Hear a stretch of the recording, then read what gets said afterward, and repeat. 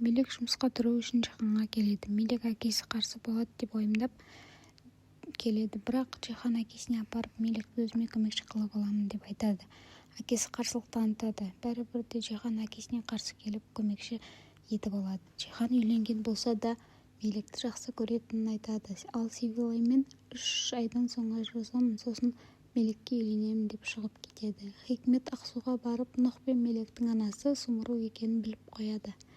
Хикмет шындықты білгеніне қуанып үйіне келіп, үйдегілеріне Типа көршісінің 2 егіз баласы бар екенін, олардың туып тастап кеткені жайлы айтып береді.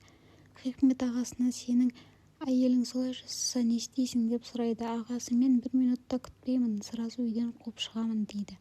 Сумру өзін неге мені салыстырып отырсың дейді. Ал апас ол жағдайдың барлығын біліп отыр. Хикмет Сумрудың сол шындығы арқылы бопсалап, сен маған үйдің жартысын атыма аударасың, болмаса Самет ағама барлық шындығыңды айтамын деп шығып кетеді. Сумру шындықты Саметке айтамын, ол мені түсінеді деп ойлайды.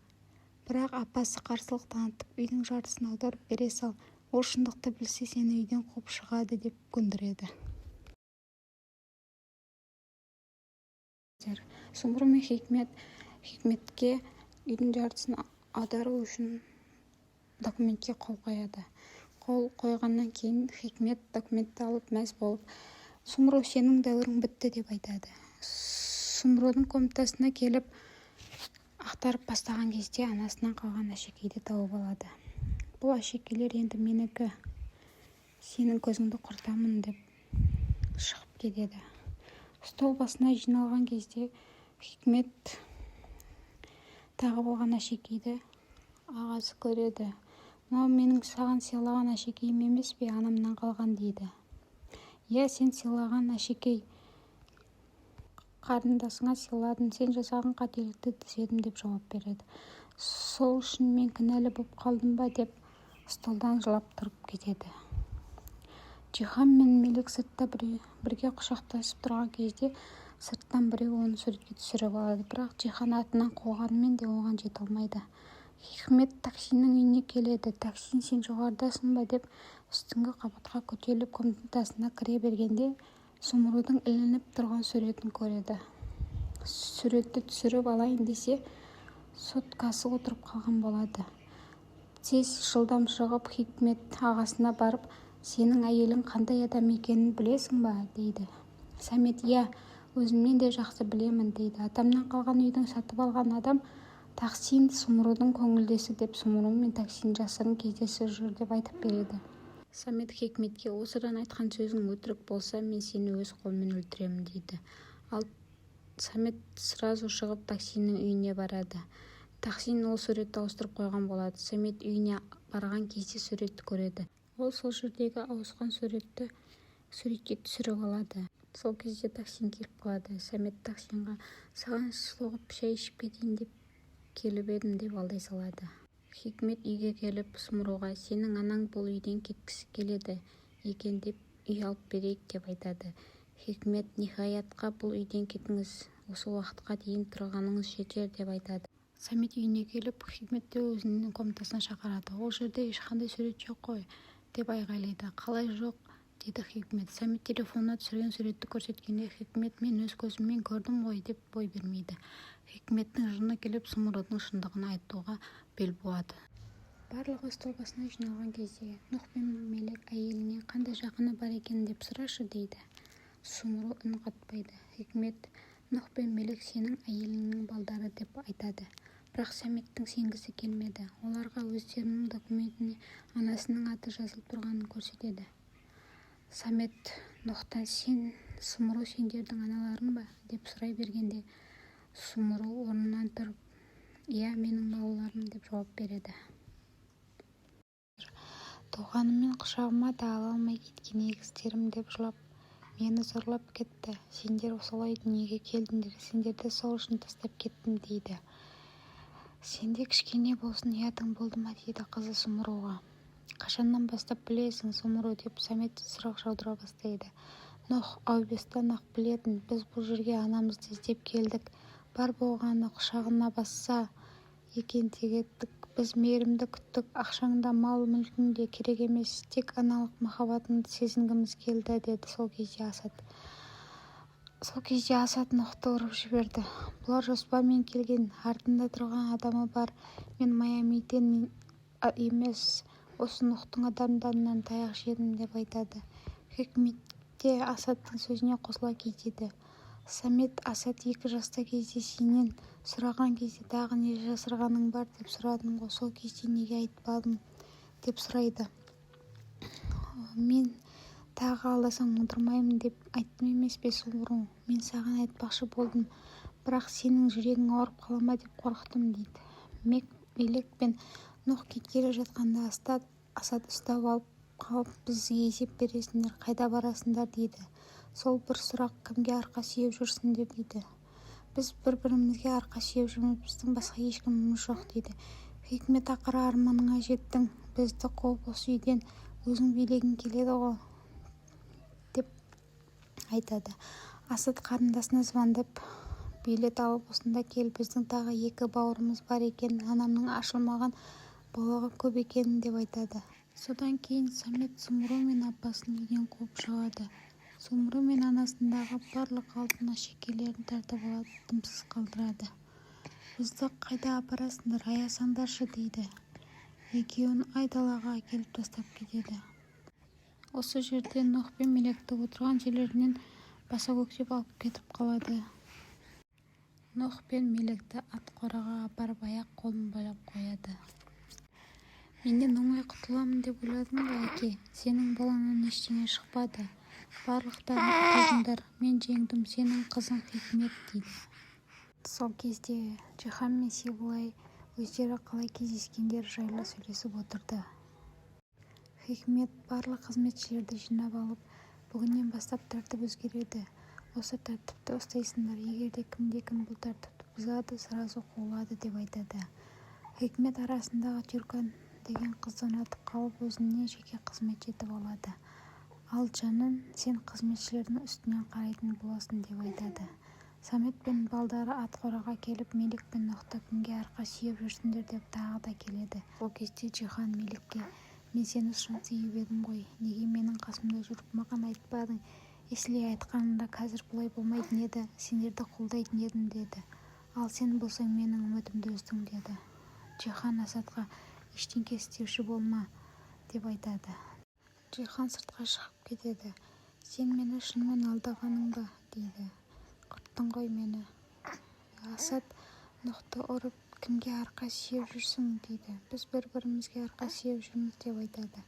Айналып келгенде сен біздің бауырымызсың ғой. Халика да біз бір анадан туылдық. Мен әкемнің кім екенін білемін. Ал сен білесің бе, Асад, дейді Нұх. Алдыңғы бөлімде Мелек пен Жихан құшақтасып тұрған суретті жаңалықтарға таратып жіберіп, оны әкесі естиді. Бұл не естігені енді жетпеген осы еді.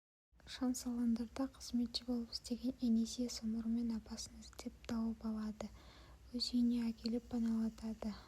Жихан кешегі тараған әңгімені жайлы барлығын орнына қою үшін журналистерді шақырып, бұл бізге жасалған қастандық, мен сүйікті жарыммен кешірім сұраймын, деп айтады. Ал Сейфулай: мен де кешіремін, өйткені оны шын сүйемін, біз бір-бірімізді шын сүйеміз, деп айтады. Мен енді Сейфулайды ешқашан ренжітпеймін, деп айтады. Осы жерде Нұх: жылама Мелек, сенің көз жасың үшін өздерінің алдына келтіремін. Тахсин мен Нұх пен Мелекті сатып ала алмай қояды. Сол кезде күдіктене бастайды. Тахсин шансаландардың үйінде менің адамым бар, соны сұрап көрейін, деп хабарласады. Оларды ат қораға байлап қойғанын айтып, сразу жолға шығып кетеді. Жихан мен Сейфулай тамақ ішуге ресторанға барады. Сол жерде екеуі де масайып қалады. Тахсин шансаландардың ат қорасына жетіп, екеуі ал Нұх пен Мелек аттардың барлығын босатып, сол жерде өртке қояды. Сейфулай мен Жихан бірге тұрған кезде Жиханға звондап ат қораны өртеп кеткендерін айтады. Жихан сразу жолға шығып әкесіне звондайды. Әке, Нұх пен Мелек ат қораны өртеп қашып кетіпті. Олар қалай қашады, деп айтады әкесі. Жихан әкесіне айтады: бұл сенің кесіріңнен болды. бұлар өздері қолын шешіп осы жерді өртеп кетеді деп ойлайсың ба? Оларға көмектесіп жүрген біреу бар, дейді Джихан.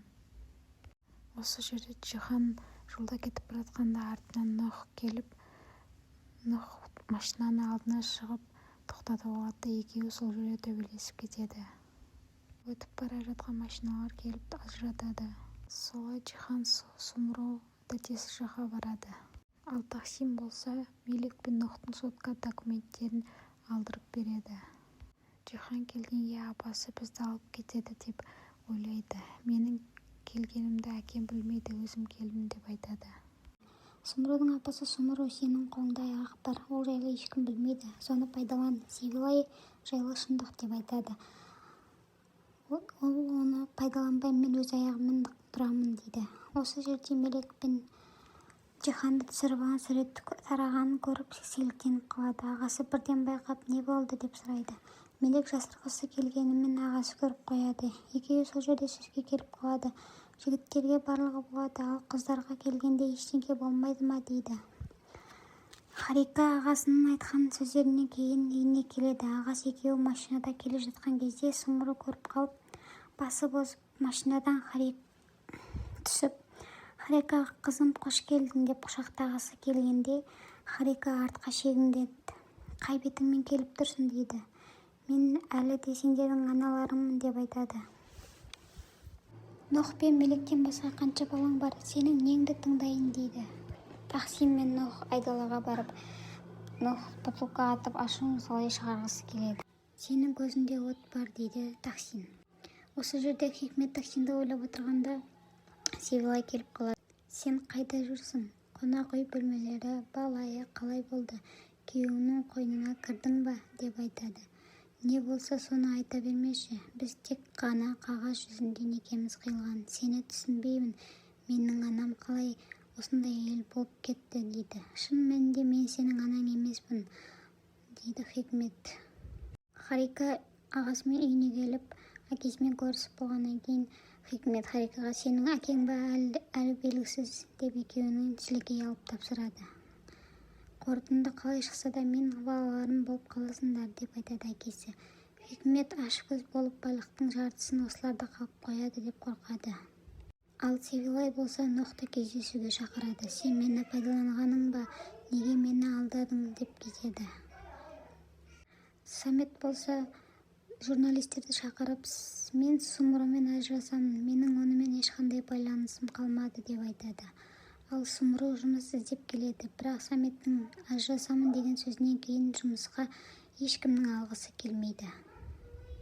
Джихан Биньяминді шақырып, сен бізге 30 жылдан бері қызмет етіп келесің, сен бізге сатқындық жасар ма едің деп сұрақ қояды. Сол кезде Биньямин қорқып қалады.